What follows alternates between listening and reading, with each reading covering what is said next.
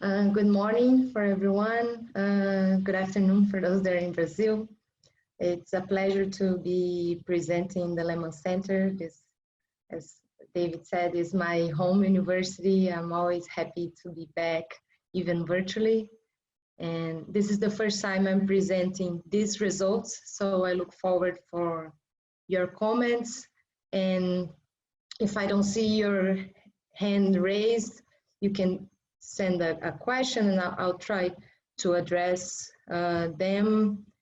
And okay, let's start. So this is, this research is on, do teachers' mindsets affect pedagogical practices?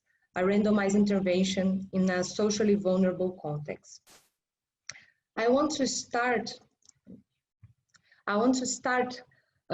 addressing this question by telling you how I got into this research, how I entered this debate to motivate why I think this is interesting and why this is relevant. Teachers' mindset, the concept of growth mindset is this idea, as probably many of you already know, is this idea that intelligence is not fixed, it's not given at birth, and some people are lucky to have it and some are not. And so there is a maximum potential that people can achieve or not. But the goal of education, it would be for someone to achieve this maximum. So this concept of growth mindset challenges this idea by saying that this maximum is not fixed, but rather malleable. And what I think is more interesting in this is that the actual belief on this idea of growth mindset, on this malleability of intelligence, is an important factor for someone to achieve, to increase this maximum. So the belief matters for your potential to grow.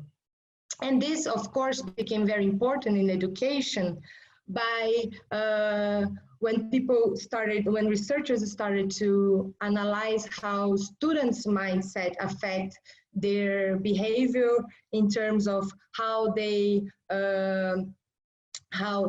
worked in the classroom, how they tried challenges, and how that affect their academic performance. And there are several research showing that a growth mindset affects student performance.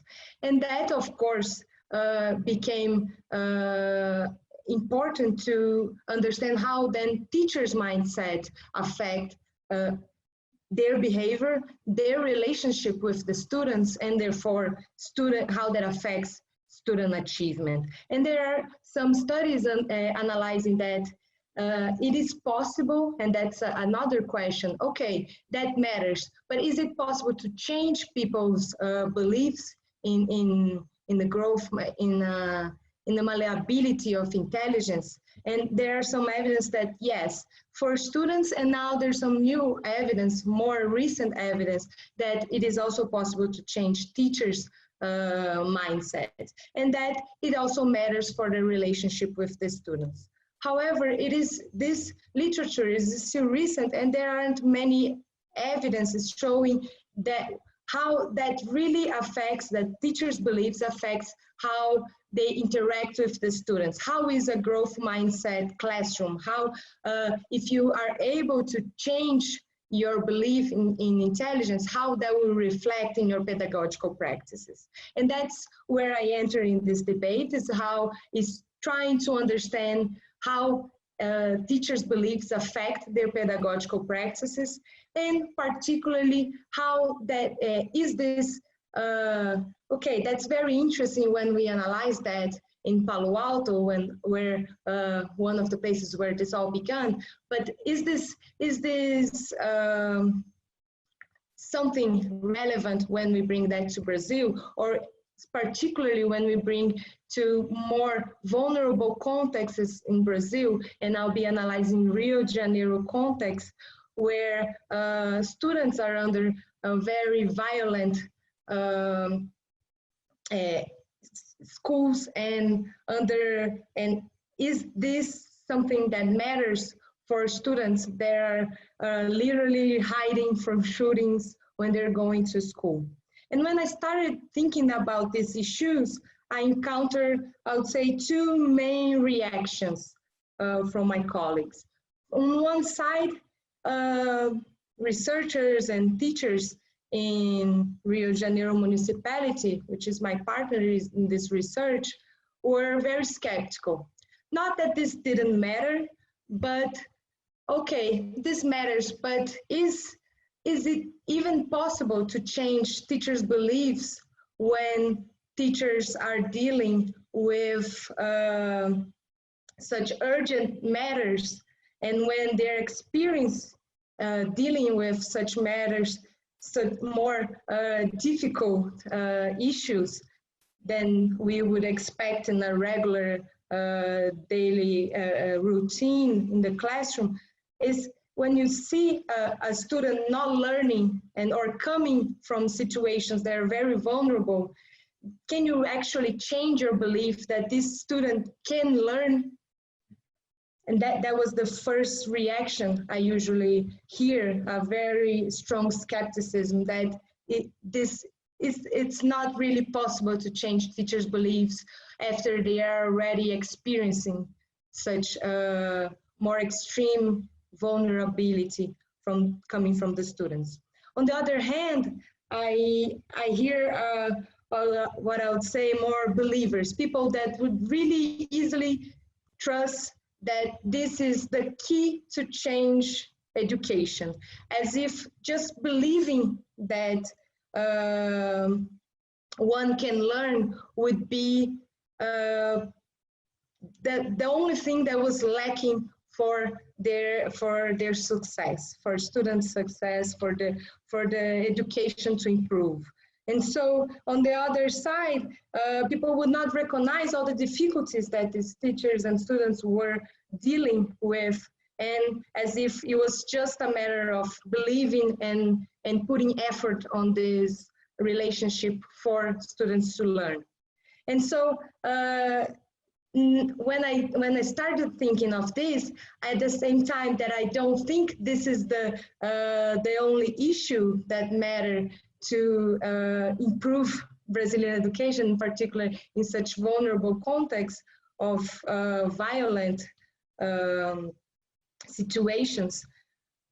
However, if, and that's what moved me to start doing this research, is that if students and teachers don't believe in the possibility to learn, and this impossibility to learn is related to their social economic situation, and related to race, related to gender, related to specificities that are characteristics that are given to the students, these students are fixed in the impossibility to learn. And this, I believe it matters, that it is that improving this situation by changing the belief that these students can learn, that they were not born with a fixed potential, is important and matters for improving education. So with this context, I ask two main questions that I'll be presenting today. As I said, this is part of a larger project, and there are many parts that would be very interesting to be talking, but today I'll focus on this, the effect of this intervention to change teachers' beliefs and how that affects pedagogical practices. So the first question is it possible to change the teachers' beliefs? And so with this intervention, which was, I'll explain a little bit further what the intervention was, but with this intervention, with a 5-week intervention, is it possible to change teachers' beliefs? Were we successful in changing teachers' mindset to a growth mindset? And with that, then I'll ask the second question. Okay, for those teachers that change their mindset, how that affected pedagogical practice. How is it, how do a change in mindset affect how teachers work with the students? Bringing back to the context, I already said that this was a randomized controlled trial that happened in Rio de Janeiro for 5th grade teachers. Rio de Janeiro, going really quickly, is one of Brazil's largest city. And what I think is interesting is that although Rio de Janeiro municipality in 5th grade have had results that were higher than Brazilian average, the rate of increase in IDEB results, this is the left figure you see in the screen, you see that the rate of increase in Rio de Janeiro IDEB results has been lower than the rest of Brazil. So now Rio's IDEB results is in 5th grade is similar to the Brazilian average. And Rio is also a very unequal municipality. It's also a state, but here I'm looking at the municipality. It's a very unequal municipality. In the right figure, you see that the proportion of Black students is negatively related to students' test results, meaning that in schools with more Black students, you see lower test results. And just to connect with last week's presentation that I found very interesting, one result of this whole project, but it's not the main question here, but just to connect with that, I find that the way teachers use their time when there is a larger proportion of Black students compared to classes with a larger proportion of white students changes by the race of the teacher, meaning that Black teachers use their time differently when there is a larger proportion of Black students compared to white teachers when are working with a larger proportion of Black students in the classroom. And this suggesting that this race matters in the pedagogical practices of teachers, and I'll show you how that connects with teacher beliefs. So what was the intervention? It was a group of workshops, 5 workshops that happened in the beginning of the school year in March and April of last year. I'll explain more later of the sample, but we had 125 teachers where we divided in 8 classes. We had 2 teacher trainers, which were trainers from the Rio de Janeiro municipality. We did a partnership with Rio de Janeiro Municipal Education System, particularly with the Paulo Freire School of Teacher Training. And okay, what was the content? What we try to develop to change, to have this goal to change teachers' belief. So we focus on what would be a growth mindset classroom. So instead of just teaching what are these concepts, we also did that, but we try to bring the discussions that these teachers were, what they were dealing with in their classrooms, and how these situations were related to this concept of growth mindset. And then we would bring these concepts as we would go every week. So the teachers would, we would teach a concept, and then they would do a homework and try to think what would be, how to develop that in their classroom, what situations happen, how they would discuss with other teachers, and how these meetings with other teachers, how growth mindset existed or not, how there were situations of stereotypes and issues that some students were fixed in their impossibility to learn, and then they would bring back to the workshop and discuss. And so our idea was not to develop an intervention that, okay, I have this training that is the ideal and I could go anywhere in Brazil and I would change teachers' mindset. That was not our goal.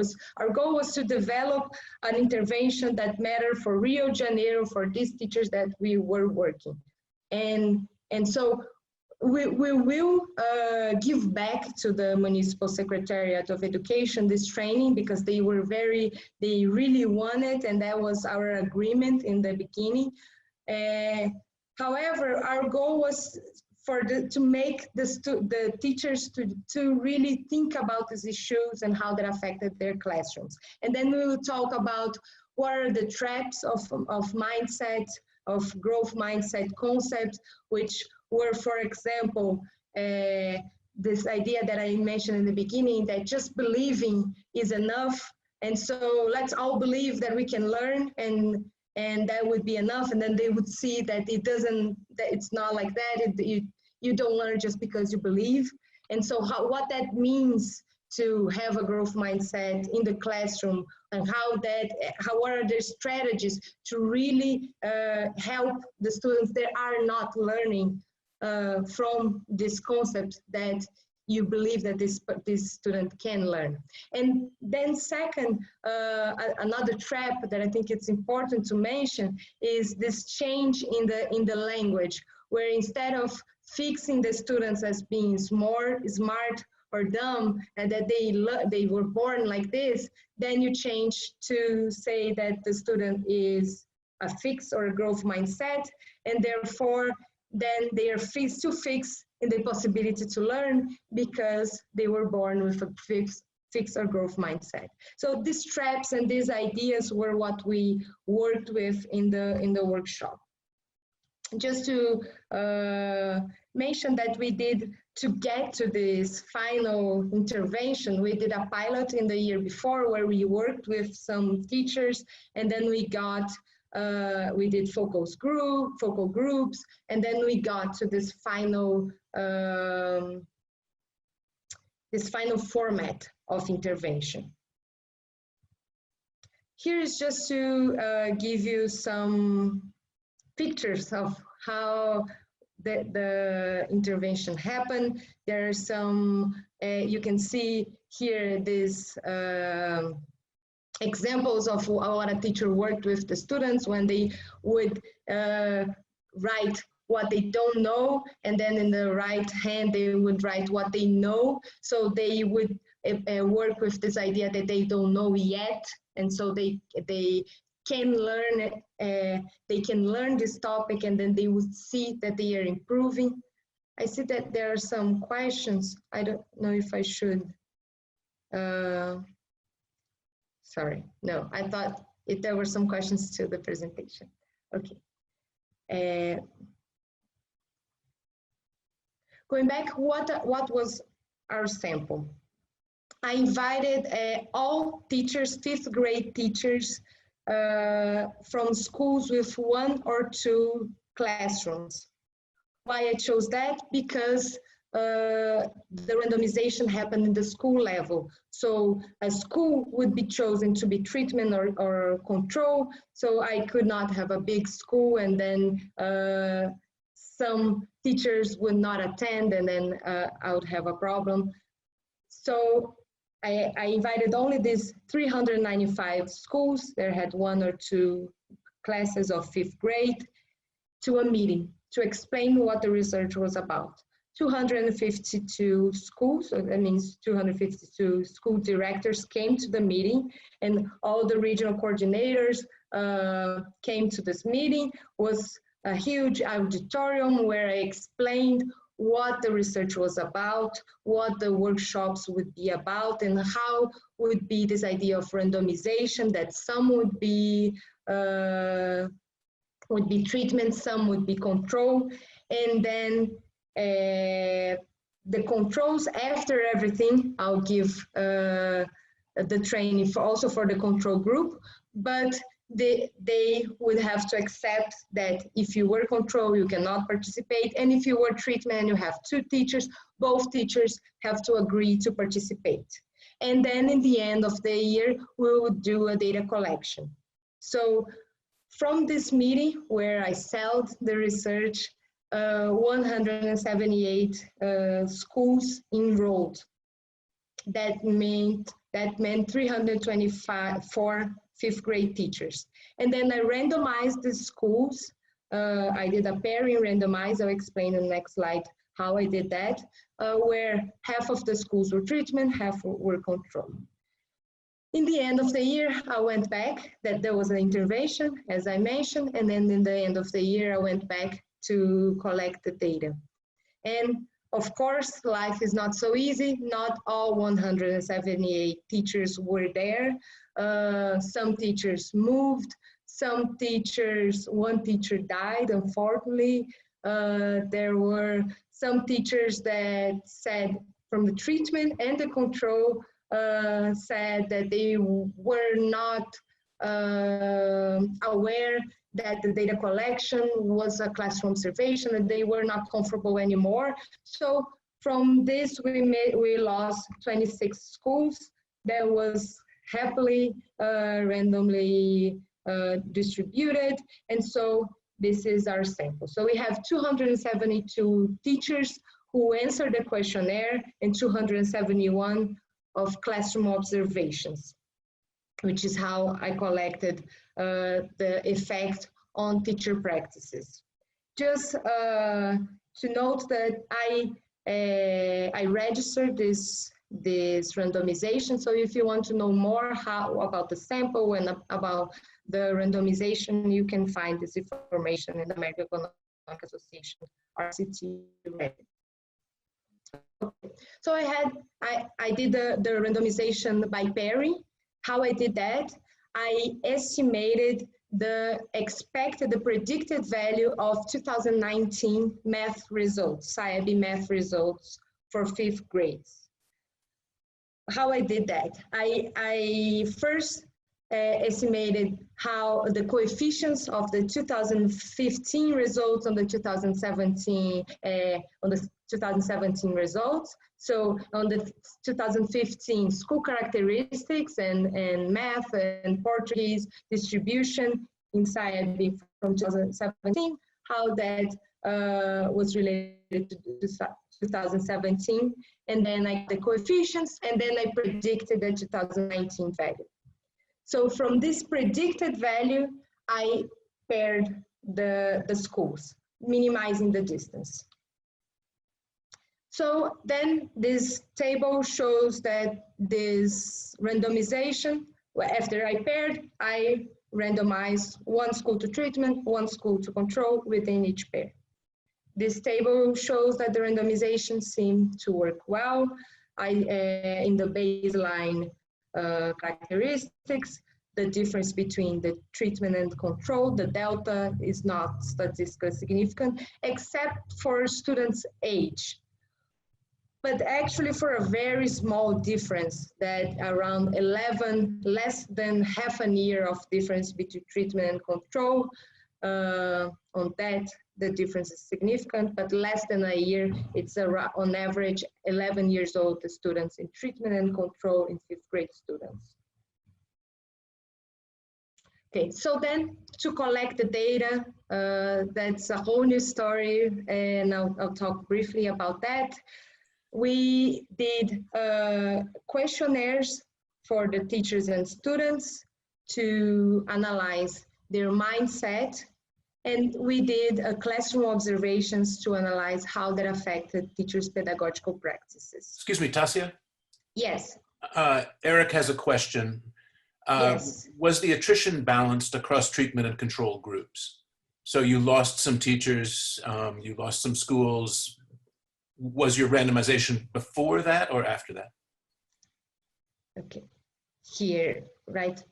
Yes, the attrition was random across treatment and control. Luckily, some teachers, even in the treatment group, decided not to Okay.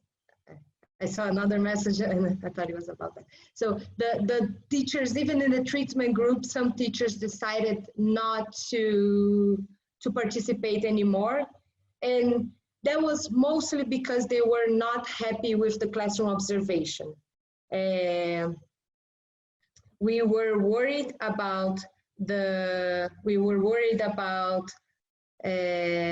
having attrition only in the control group. That was not the case. And some of the attrition was also that teachers moved out of the school, and that was because that happened over the year.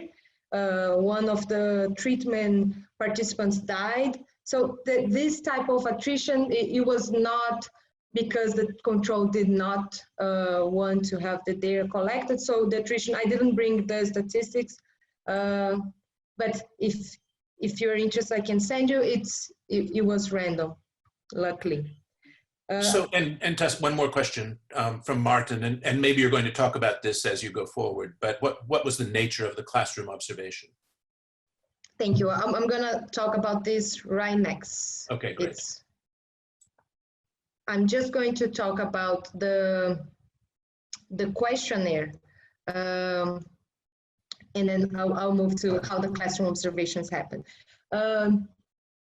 The questionnaire, I use the scales that came from Dweck's scales. We translated that and we adapted that to Brazilian context, and we also use this implicit theory of intelligence scale of Abdul El Fattah and Yates that they use for university students in Australia and Egypt, I think. And so we adapted that.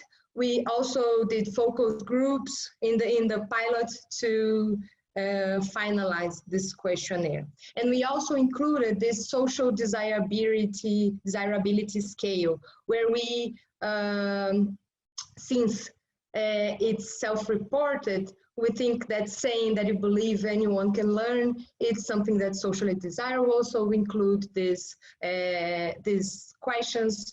It's also a translation and adaptation to Brazilian context. When something didn't seem to make any sense in our context, we changed a little bit, and we also tested that in the pilot to control for the social desirability. Okay, then the classroom observation. We used this Teach Plus instrument.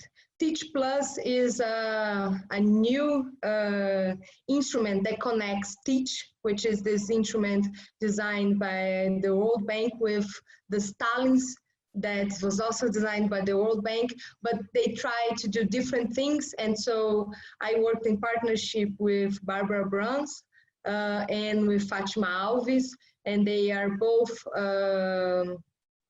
specialists in classroom observations, one in teach and another in the studies, in the use of time. So they did this new instrument that we thought would be more adequate for to analyze the impact of an intervention like this.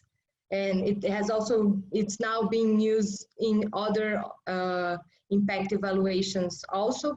But what Teach does is to analyze the quality of teaching practices. They divide what they observed, what the observer sees in three main areas, what they call classroom culture, which is if there is happening a supportive learning environment, if the teacher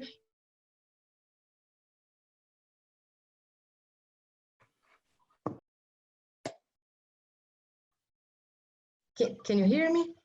It's saying I'm muted. No, you're good. Now we can hear you. Okay. So the classroom culture would be if the teacher is if the teacher has positive behavior expectation, if he or she makes clear what are these expectations, and if this relationship between teachers and students is positive. Then structure would be another area, which is the quality, tries to analyze the quality of the instruction, which is if the teacher is giving feedback to the students, is checking if the students are understanding, if it's facilitating the lesson in a way for more critical thinking. And finally, how are the social emotional skills? If teachers are promoting autonomy, perseverance, collaborative skills with the students. That's the teach tool. And then this time model mode, the plus, which is very similar to the Stalin's classroom observation method, divides the classroom in analyzes how the teacher uses the time. And so it looks at how teachers how the teachers divide the time in terms of academic activities, classroom management, and teacher of task, what materials are being used, what types of activities, if these activities are more active activities, promoting discussion among the teacher, among the students and of the teacher with the students, and how is the student engagement in these activities. Hey, Tassia? Yes. It's Martin. Excuse me, it's Martin. On this, these are individuals, observers sitting in the classrooms doing this, right? Exactly. So we did a training. It's a 1-week training on that. These two specialists, Barbara Bruns and Fatima Alves, they gave this training where in the end, only observers that had 80% reliability in the sense of these tools could go to the classroom. And so they would sit in the back of a classroom and they would annotate what was happening.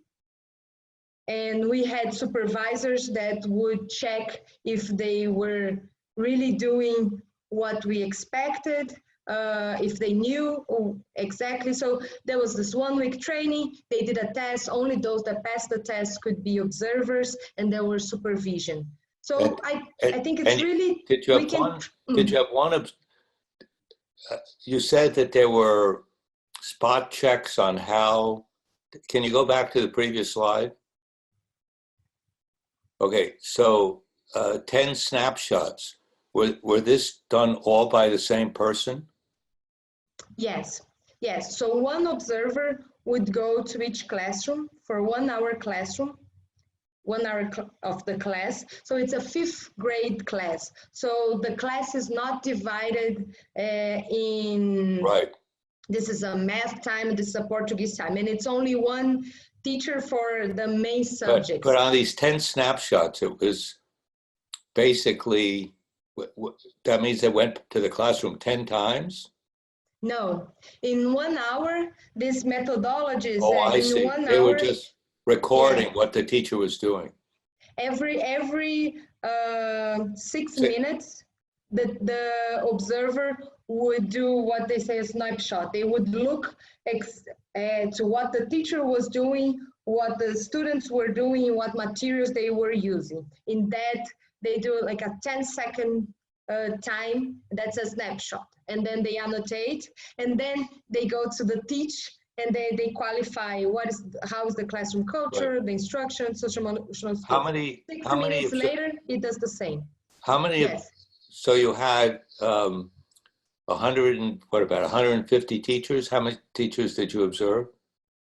It was 152 schools. So 272 teachers. Yeah. So how many teachers did each observer actually observe? How many observers did you have in total?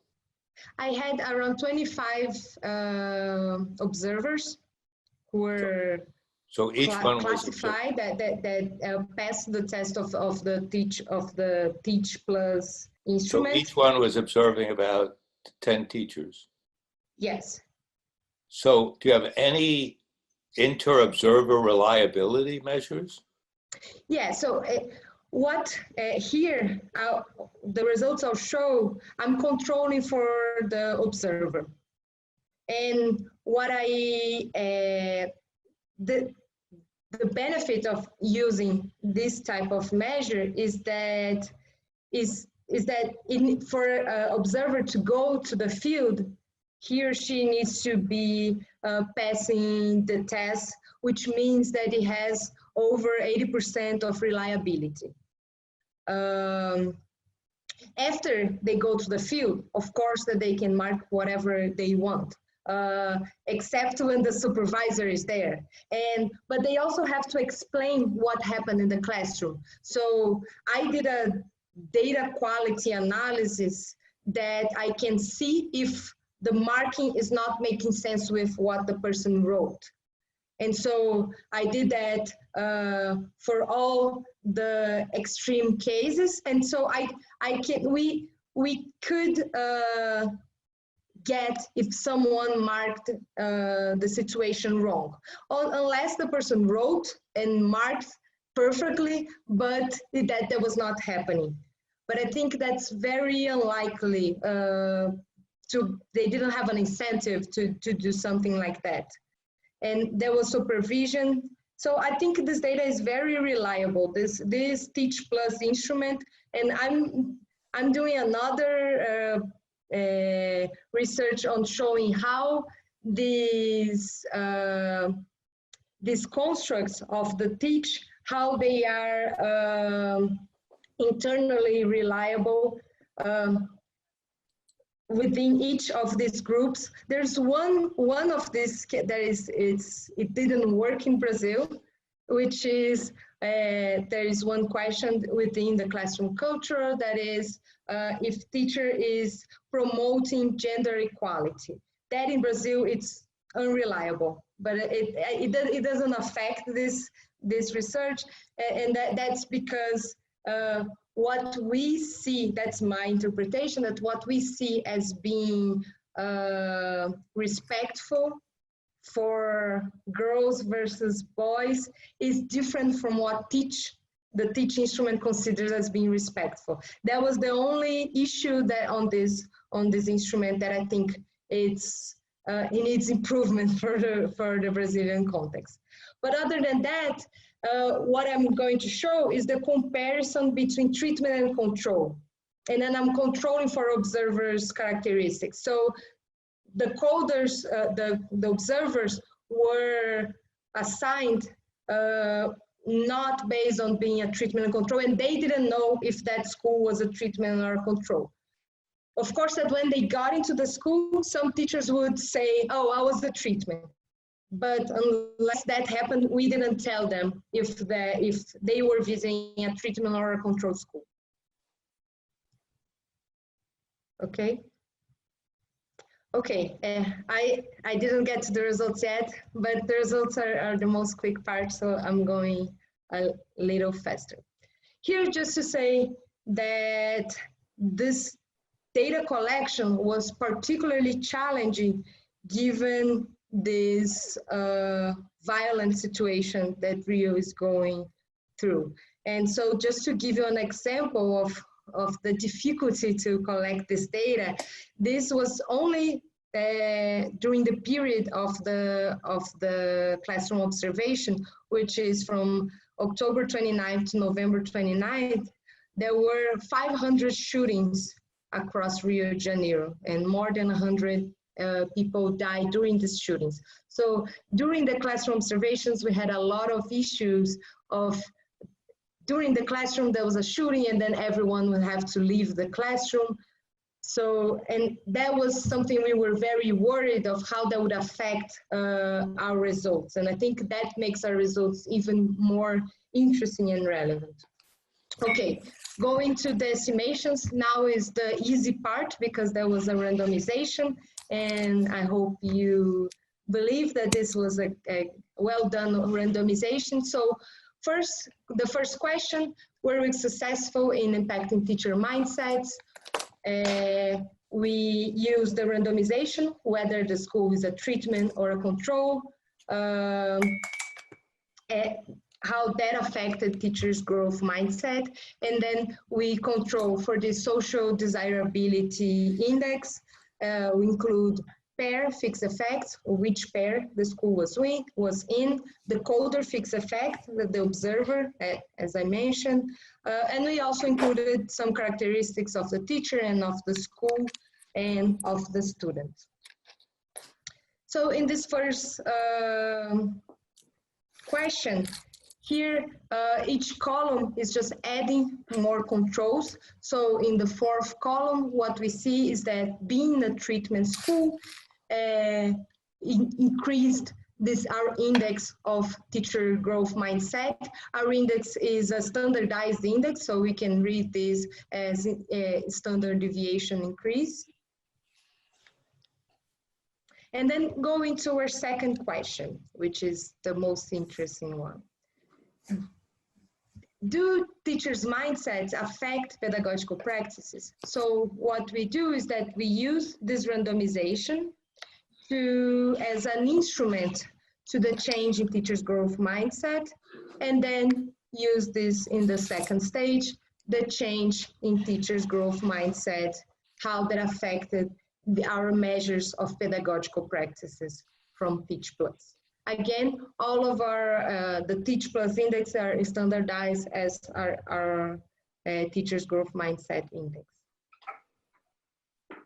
Here, without the IV instrument, just showing the first analysis of treatment versus control on the Teach Plus instruments, what we see is first, the standardized Teach score was significantly affected, meaning that being a treatment school affected the quality of the teaching practices.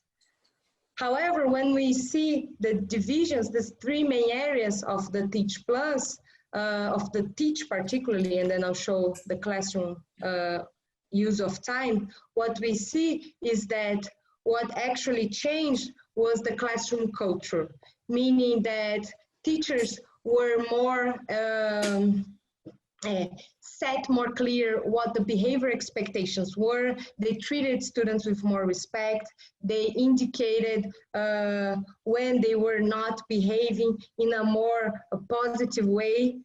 And so that was significantly affected. There was also an increase in the quality of instruction in terms of improving the critical thinking, the activities for critical thinking, but this result is not very robust or significant. Here, showing the IV effects, we see a similar result. It's higher, the coefficients are higher. In the first stage, we see that, as we saw initially, that being a treatment school affected teachers' growth mindset, and then the predicted growth mindset in the second stage that affected the overall quality of teaching practices, and that was particularly true in the classroom culture. Here, I also want to highlight that the social emotional skills, we don't see any significant effect, which I find it interesting when we usually confuse this idea of growth mindset as a social emotional skill, but this idea that which is not, and this idea that our training was for that people can learn this idea that intelligence not fixed, not necessarily lead to more autonomy or more perseverance of the students. These are separate constructs, and we didn't see an effect of teacher practices on that. Tassia, can you go back and just talk about what your measures, more specifically about what your measures of classroom culture are?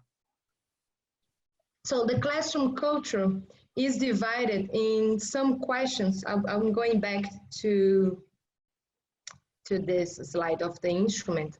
On some measures that ask, for example, is the teacher setting specific expectations for behavior? And so if the teacher did that during the classroom, then the person marks from 0 to 4 the observer marks from 0 to 4, okay, the teacher set expectations for behavior, number 4, which is the maximum, or 0, or somewhere in between. And questions like this, how I want to show, is it possible for me to show the teach marking? How are we in time? You're sharing your screen and you have time. Yes. We're okay. doing fine on time. Okay, so I'll share. I think I'm only share. I'll share the teach. Can you see? You're still seeing the presentation, right? We're still seeing the slides. Okay, just 1 second. I'll share.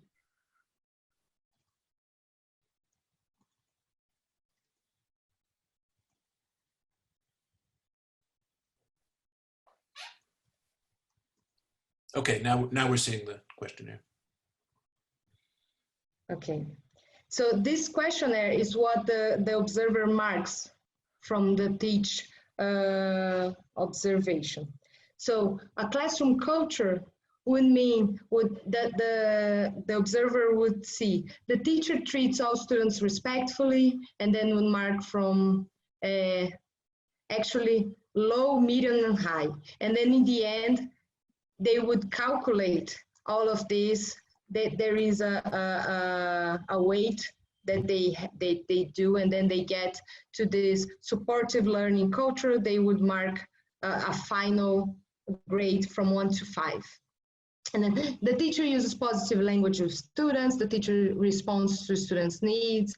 The teacher does not exhibit gender bias and challenges gender stereotype in the classroom. That's the one I mentioned did not work for us. The internal consistent of this construct was unrelated to anything else. What we consider as gender bias did not match what teach considers gender bias. But here, the observer would mark what is what is the methodology for these characteristics. So they would all have a specific agreement, an agreement of what is treat all students respectfully. And so if any of our observers go to the classroom, we would expect that they would see the same teacher and mark the same thing. So that's why the training was so important. And then positive behavior expectation means that the teacher sets clear behavior expectations, the teacher acknowledges positive student behavior, and the teacher redirects misbehavior and focuses on the expected behavior rather than undesired behavior. Awesome. Okay? I'll go back to the... Yeah, that's great. I'll go back to the slides. Tassia. Can I make a question? This is Barbara. Hi, Barbara. I'm sorry, before you come back to the slides, because I'm wondering. Can you talk a little louder? It's hard to... Sorry. Yeah. I'm just wondering how they measure those things, or how did you train the observers to, because some of those questions are more like yes or no. And then how do you give granularity to it? Like the teachers use questions, prompts, or other strategies to determine students' level of understanding. It's like yes or no, or like, is there a perfect frequency, and how do you compare that? Like what is ideal? Because like 1 to 5 is more like, what does that mean? I'm kind of like actually for each about. of these, thank you. These questions they would actually mark low, medium, or high. And then in the end, they would give 1 to 5 for this whole as a mean of an average of a weighted average of all these answers. Yeah, but what does it mean to treat all students respectfully, medium, high, or low? Okay, so that means so there would be an agreement, and that's what the teach instrument does. It agrees that, okay, treating all students respectfully means calling all students by name. That was one agreement. And you can disagree that calling the student by name is not necessarily respect. You can be respectful by smiling, but for this to be reliable, that's actually what the methodology does. It sets rules. And so treating all students with respect means calling all students by names. And there were some other characteristics. I remember calling students by names, and that was part of high. So if you do that, and if you do other what they call respectful behavior, then it would be high. If you do some of it, but you do not call students by name, then you're medium. If you don't do any of this, it's low. And so by each of these points, there is an agreement of what it means to use positive language with students. So calling the student by queridinha is respectful or not. And that would be an agreement if that is called respectful or not. It's very complex, and I actually am not a specialist on what each of these, I would have to go back to the manual and say each of these what it means. But what I think it's important is that there is an agreement of what it means to be respectful. And then this agreement is the same for all observers. Thank you. So setting clear behavior expectation is saying that you all need to sit down and raise your hands to call me. If you don't do that, then you are, if the teacher clearly says that, then it's high. If the teacher doesn't say that, but it's implicit, then it's not. Then even if you as an observer thinks that the teacher is being respectful, it's clear, but it's implicit, then it would be low. So the idea here is to make it, to have a measure that everyone agrees that this is being respectful, even if you in the heart thinks that, okay, he's being respectful, he's smiling while he's screaming. No, but if you're screaming, then you are low. Doesn't matter if you call by name, but you scream. And so there are these rules that are set for what it means, each of these points. Hey, Tassia, it's Martin. Yes. Did the observers know whether the teacher was in the treatment or control group? No, not initially. We didn't tell them. They would just receive the name of the school, where the location, and the time of the class, if it was morning or afternoon. But some observers, after they got into the classroom and talked with the teachers who entered to observe, some teachers would tell them, "Oh, I participated in the training and I loved it," or not. But we didn't tell them. Okay. Hi, Tassia. I have a quick question. Sorry, who is this? It's Hugo. Hi, Hugo. Sorry that my video is not going. So in the beginning of your presentation, you acknowledge how race is an important category to understand classroom relationships in Rio. I live in Rio too, so I know how racially segregated the city is. So I wonder why you all as researchers selected gender bias to put in the to observe and not racial bias by the teachers. Yes, I chose this methodology, and the methodology came to me like that, and I completely agree with you. And even this was actually the worst construct of ours, and I don't know and I don't understand why they don't ask about gender bias in the classroom. Sorry. Okay, thank you. Yeah. Hi, Tassia. This is Renato here. Thanks for your presentation. I wonder if there was, if you found some differences between different subject matters. I'm not sure if you said something about this, but between, for example, if there was difference between Portuguese classes or science classes or math classes, because I think there might be some differences in how students see their potential to grow across different subject matters. So since this was they were fifth grade teachers, they could be teaching whatever they were teaching. So they could be teaching math, Portuguese, science during the period of the observation. And we observed all anything that they were teaching by the time. And we marked that. So we know if they were teaching half of the time Portuguese, half the time math. And actually, I did not see any difference on the distribution or on the distribution of classroom management, on the activities, or on these results for what they were teaching.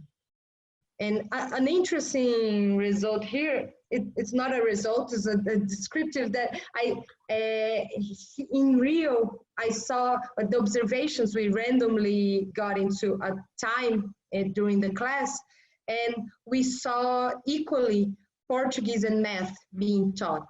In another impact evaluation that I'm working on, which is also using this Teach Plus instrument, it's to analyze technology. And what we see in different states is that almost all teachers were teaching Portuguese during the observation.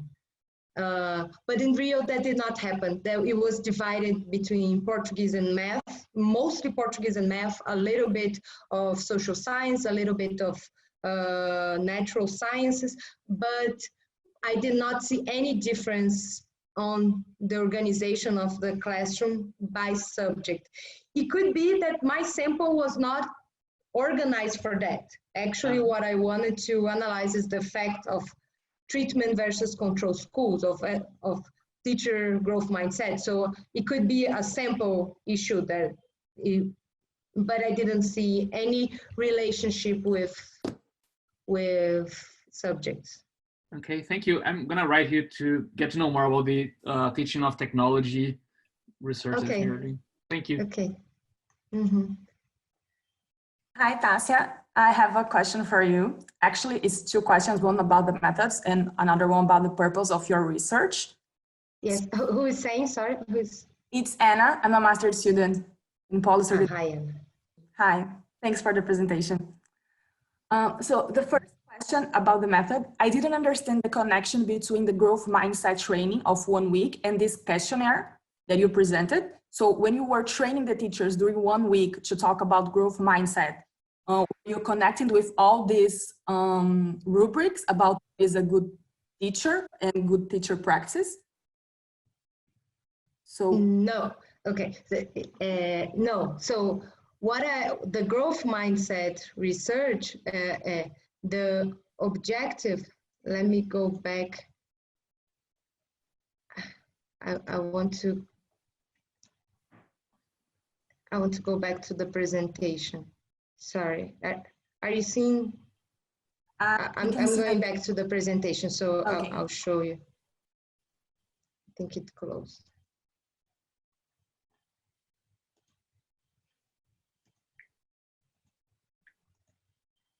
Okay, so what I'm interested is how, go back to the questions, how teacher mindsets affect pedagogical practices.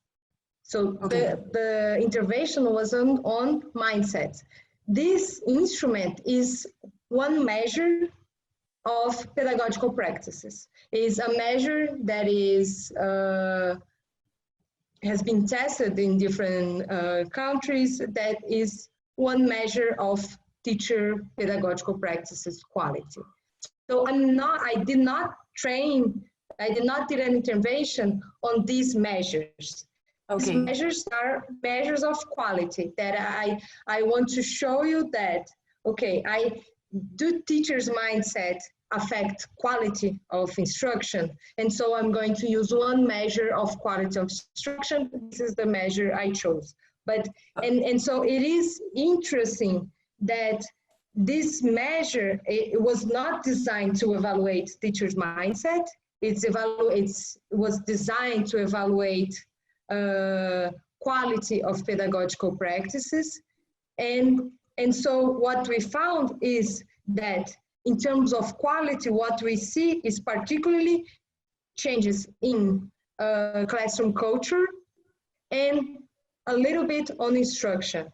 I didn't present these other results of the time management, and I think it adds to this point that in terms of time management, we do not see any effect in terms of how much time the teacher is using for academic activities versus being off task or versus managing the classroom. What we saw in terms of time management is that teachers with growth mindset and that who have changed their mindset due to the treatment, they changed the type of activities that they were working on. And they were working on more active activities, promoting more debate, promoting more critical thinking, which adds to this point of improving instruction and improving classroom culture. But it was not an intervention to this methodology. In fact, in the beginning, we hadn't decided what methodology we would use for classroom observation. And that was actually why some treatment schools decided to leave, because they weren't aware that we would use this particular classroom observation. And so I think that's an important point. Thank you. Okay, just one more. I will be fast. How important do you believe the growth mindset is to overcome the challenge that low-income students face to learn at school? For example, if a policymaker asked you which kind of public policy they should formulate to improve teachers' training, would you recommend growth mindset training? I think this is not, as I mentioned in the beginning, I don't think this is the key to overcome the challenges that are so huge for socially vulnerable students. What I think is, if teachers have this fixed mindset, if teachers don't even believe that some students could learn, and if students don't even believe that they could learn, other policies would not be effective. So if I would have to choose between this type of training or content training, I don't know if I would be saying do a teacher mindset. But if you don't have this minimum, which is you need to believe that these students can learn, that these students are not fixed because they were born from this or this family, all other policies would be ineffective. So I think I'm very aware that this is not the magical answer to vulnerability, but it's an issue that matters for other policies to be successful. Thank you.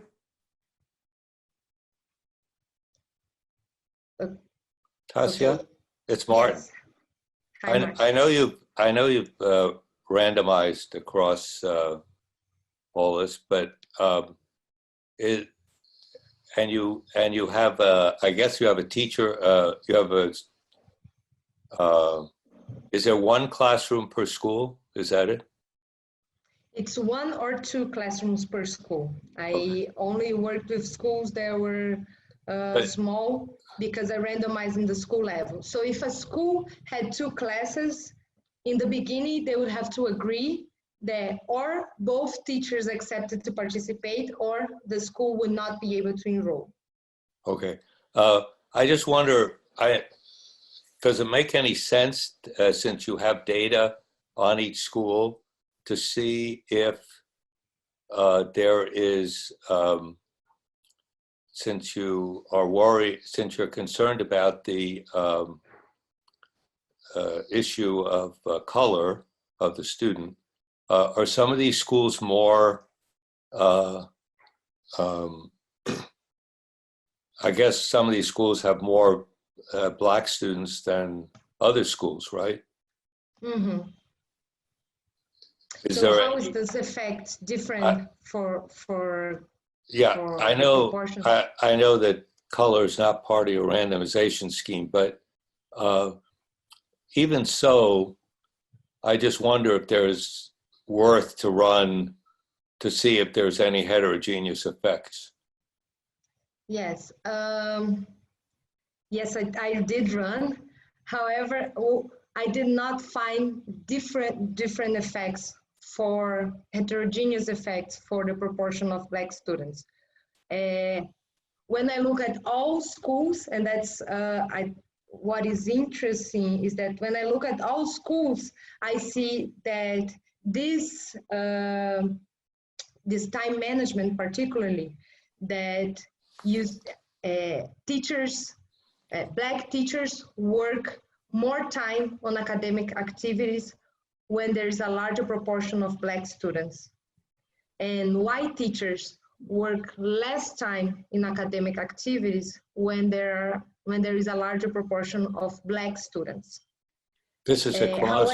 This is across both treatment and control schools. Treatment and control, yes. However, the treatment didn't seem to have any effect on academic activities and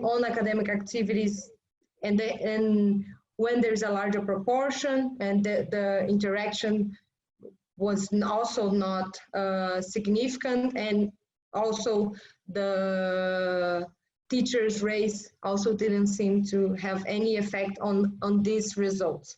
So the teacher mindset results, I do not find any heterogeneous effect. It could be because I don't have sample to find those results. But I do not find any heterogeneous effect. That's why in the beginning I say this is important, because I see this more as a motivation, and because descriptively you see this difference. But the teacher's mindset here, I don't see, and also comparing by socioeconomic status, I also don't see any differential effect for schools with a greater proportion of Black, of poor students or not. I don't get it. Excuse me, I just want to ask one more question. I know that Raquel is waiting. Why do you have an N at 2,710? Oh, here is because I am, it's 271 observation. Each observation I have 10. Oh, 10. Oh, okay. I have 10, and so I use them all, and then I control by the observation. Right, got it. So if it's the first, the second, so that's why, yeah. Okay, thank you. Hi, Tassia. Thanks for the presentation. My question is more like a learning question, like for myself, because one of your question is like, does it change, does like a growth mindset changes teachers' pedagogical practices? But like, I'm intrigued because right now, like what is your like your rationale for like, why would you expect that a growth mindset would like change time on learning, for example? Because I understand from your motivation that like, you know, having a growth mindset would somehow impact students' academic achievement, but like, I don't understand whether your question is how does it change pedagogical practices in a more exploratory way, or does it change? And if it's the first one, then I understand why would you look for, you know, the outcomes you're looking for. But if it does it change, so why would you expect like a growth mindset to affect time on learning? I understand like classroom cultures, I do kind of like expectations I can see. the rationale, but like, could you talk a little bit more about that? Like, is it your question how, or does it change? And what is your rationale for the other like outcomes? Thank you. Mm-hmm. Yeah. Thank you. My question is, does it change? And if it does, how? And for that, I completely agree that I was not expecting that it would change time on academic activities, that I would be actually surprised if it did. And I think it would be negative to the understanding, because the intervention was not on time management, was on teacher beliefs. So it would mean that just giving a good intervention could change all the pedagogical practice. But in the same way that this methodology gave this information, and I think it's important to show that it doesn't change what it is not supposed to change. So my hypothesis is not that it would change academic the time use, and I was happy that it did not change. Not that I didn't want teachers to spend more time on academic activities rather than off task, and then what we see is that 10%, which is what has been seen in different researchers using this methodology in Brazil. But this intervention was not supposed to change the use of time in terms of spending more time in academic activities. But it could be if, for example, now you are dealing with a classroom where you don't believe any of the students could learn. So you spend more time managing the behavior, and therefore not spending time on giving content. And so now, if you change your belief and you now believe that these students could learn, you could change how you are now managing your time. That's probably how I would interpret if I found positive results here, but that was not the hypothesis. And what I interpret from changing the type of activities is that these different expectations in terms of students is changing how these teachers do activities, not only to pass their time, so you do something just for them to be working on something, but actually trying to question them, to bring the content, to make them think about their content, and that probably is through more active activities, which is more discussion in the classroom. I don't know if I answered your question. Thank you. Okay. Okay, so there's another question. Okay, yes, yeah. Please. I'm not seeing if, yes, I'm not seeing if there is, so please interrupt me. Okay, it's a quick one. Do you use observer fixed effect on your IV model? I do. It's okay. Not here. Sorry, I do observe. I do include. Okay. Another thing is, how do you worry about your observers knowing about the treatment or not, and you can't control for that, because that could be, if they know it's a treatment or not, they could be scoring in different ways. And then another thing is, how was the observation set up? You might have mentioned it, but I can't remember. Was it a surprise? They would just come at an unexpected day, or was it expected for them to be there? Was it pre-scheduled? No. Okay. And the observer fixed effects, yes. So, say that the question right before that. If you would worry about observers knowing about the treatment, okay, and the fact that you don't know if they knew or not, because then you can't control for that. Yeah, so what we did is not telling anyone of if the school was treatment and control, and Yeah. But if they got to the school, they would talk with the teacher, and if the teacher said this is a treatment school, I don't know. I can't know what was the conversation that the observer did with the teacher entering the class. I could get this information from the supervisors, but I truly believe that it's impossible to really know if they found out. But they did not have access to this before. So yeah, if no, they found out, like, they found out right before entering the classroom. And that could have happened. Some observers told us that some teachers would say that. Yeah, I'm just wondering if it would have been better to know that, to ask them at the end of their observation or something like that, like, did you know that this was a treatment school, or did you think that this was a treatment school? So then you could control for this. But I guess if you don't have any measure of that. Yeah, that's a possibility. I didn't do that, yes.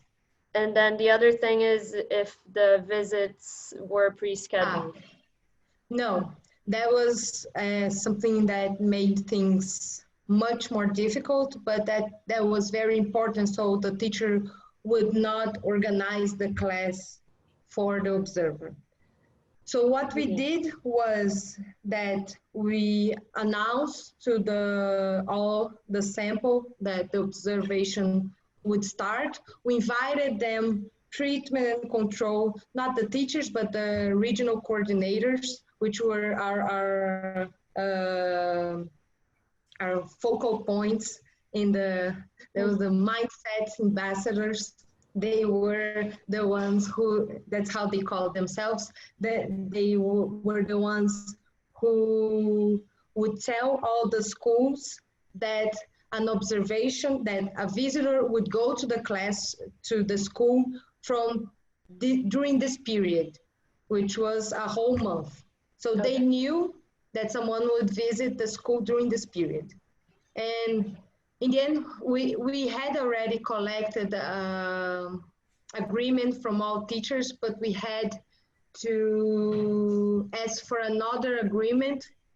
That was because the ethical committee from FGV started to be worried about the new the changes in the law for collecting data. So they asked me to get another confirmation from the teachers that they agreed.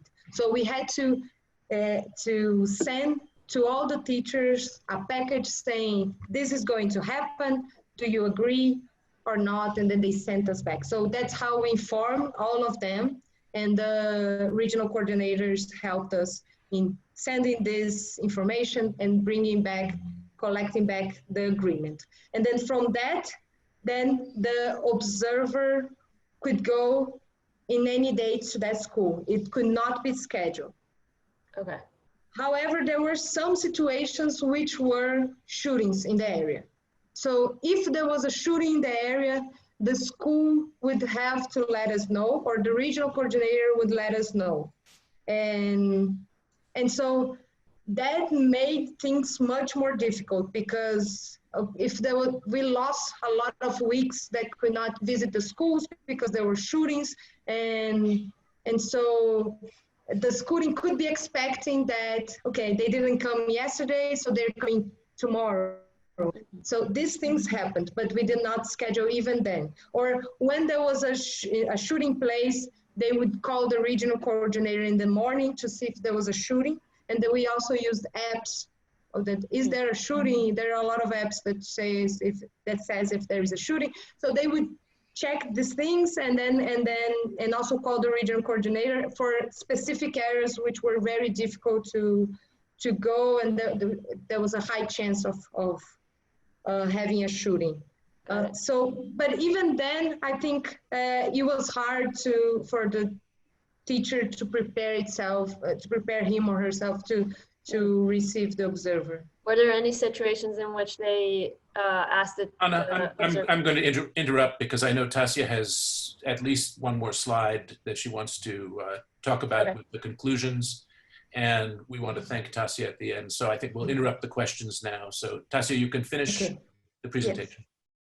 Yes. Okay. Okay, and I'm open later on if you have questions to send me by mail, please. Well, then we have cafezinho virtual. Yeah, and the cafezinho. So just to conclude, my results show original evidence on the effect of teachers' mindset on pedagogical practice. Particularly what we see is that changes that the teachers with growth mindset change how they treat students. They are more likely to treat students with greater respect, respond to students' needs, set clearer behavior, acknowledge positive student behavior. All of those measures there in the beginning that I showed you. We don't see that teachers use their time differently in terms of spending more time in academic activities versus not, but rather the type of activities that they use, suggesting a more active class of activities with more student-teacher or student-student interactions. Finally, what I think this is so important, and I spent a long time in the beginning suggesting why I'm interested in this research and why I got into this issue of growth mindset. And I think a lot of the questions ask me this, is that while I don't think this is the main problem of Brazilian education, and then if they had this one suggestion to give, I don't think is changing teachers' mindset. I don't think there is one issue that should be changed that would transform all Brazilian education. And if we know, as we know from literature, that teachers are the most important factor in education quality, we should be worrying if teachers if teachers believe that these students can learn, and if these students and that these students also believe that they can learn. And this is a key factor for them to change their behavior and for teachers to also rethink on how to change their activities in a way that all students can learn. Okay, thank you. Thank you, Tassia. And Rodrigo tells me that he has unmuted everyone. So last week we had a virtual round of applause, but let's all applaud Tassia for her presentation. Thank you.